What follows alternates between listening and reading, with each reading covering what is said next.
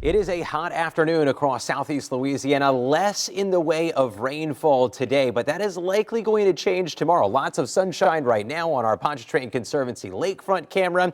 All of the sailboats will be behind me later. One or two already out there. The regatta heading out for the sunset sail. Weather doesn't look too shabby. Let me show you what we've got going on, though. A couple of spotty thunderstorms that have developed over parts of the bayou parishes. Heavier rainfall just towards the south and west of Houma. These storms are drifting into more marshy areas of Terrebonne Parish, but you can see a thin outflow boundary that's moving north. That could help to ignite a couple of additional storms as we go throughout the evening near Thibodaux or Raceland. In parts of Tangipahoa Parish, look at this thunderstorm that has really increased in intensity over the past 10 minutes or so. From Independence to near Amite, lightning counter now at about 15 strikes. Some localized heavy downpours are possible there. Here's what I've got my eyes on, though, for tomorrow. There's an upper level disturbance that has already ignited some thunderstorms in parts of Arkansas and a severe thunderstorm watch. And because of the upper level steering flow, that upper level disturbance is going to be swinging our way. Now, the good news about this is that the storms look to arrive a little bit earlier in the day on Thursday. Why does that matter? That may help cut back on our severe weather threat. Today and through tonight, notice the bullseye of severe weather is to our north, but all the way into southeast Louisiana and southern Mississippi, we've got a level 1 out of 5 threat for a couple of strong to severe storms that last into early tomorrow morning.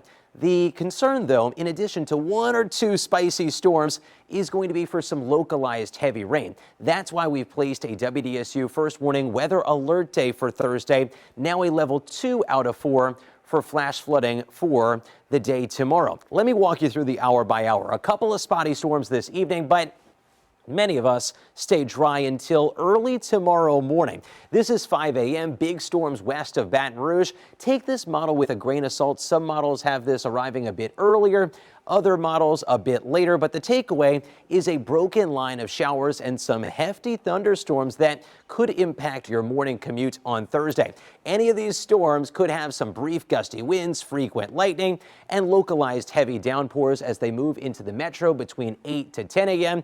down through the bayou parishes and coastal southern Louisiana by late morning. This particular forecast model shows a drier second half of the day, but some additional redevelopment of storms is possible in the afternoon. So there could be more than one round of rain tomorrow. How much rain are we expecting? We need the rainfall, so this comes as welcome news for the drought conditions. But notice how we've got some hot spots. Look, 1/3 of an inch in Slidell, but over 3 inches of rain on this model near Bogalusa, over 2 inches of rain in Houma. There could be some hot spots of 1 to 3 inches of rain that could prompt some localized flash flood concerns. By Friday and into Saturday, look what changes. The atmospheric moisture content starts to dry out a little bit, and that should trim our rain chances back by the time we get into Friday and Saturday. In the tropics, this area of disturbed weather in the eastern Atlantic, now dubbed Invest 96L, it's got a 60% probability over the next 7 days. That was actually lowered from 70% yesterday. We'll keep an eye on this as it nears the Bahamas in about 7 days. It's no imminent concern, but of course we will continue to watch it. We do have the chance for thunderstorms each and every day on the WDSU First Warning Weather 7-day forecast. Well, water bill